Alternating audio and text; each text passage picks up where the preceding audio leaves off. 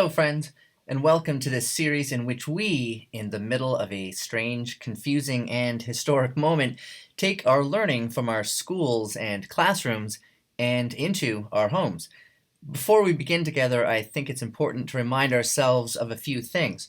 First, we're in the middle of a global pandemic. Your first thought should be to the health and well-being of yourself and your family. These math lessons will be here forever. Take care of the most important things in your life first and help those who care for you. Also, don't forget that even though we are apart, we are still a community, and therefore we still rely on each other. Use each other and the various tools that we put together to connect, to discuss, and to make meaning of the learning that we take on over these next weeks. Share your ideas, share your learning, share your frustrations, share your successes. I look forward to seeing the beautiful things you create.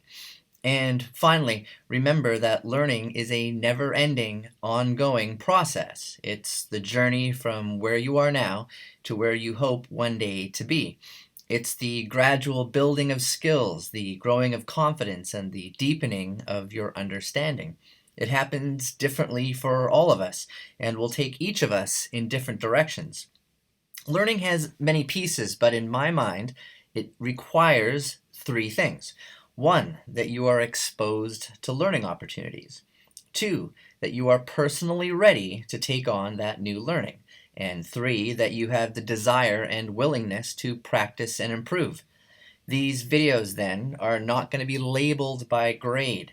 The grade that you happen to be in is merely a matter of how many trips around our beautiful star you happen to have taken.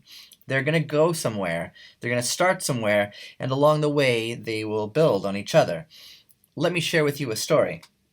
Around my 12th trip around the sun, I learned how to juggle 3 balls.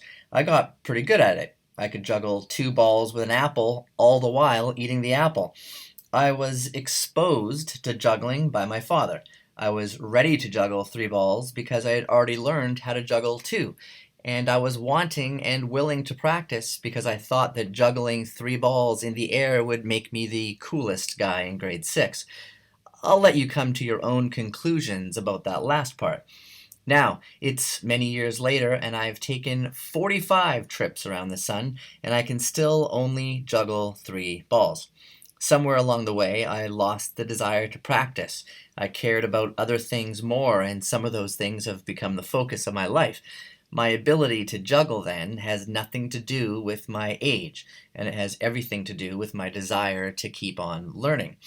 So, these videos are going to be made in the following way. They're always going to start by giving you an example of what the video is going to try to teach.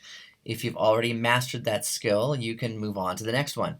But if you feel like the skill is something you should practice, review, and go deeper with, then jump on in and join me as we explore the concept.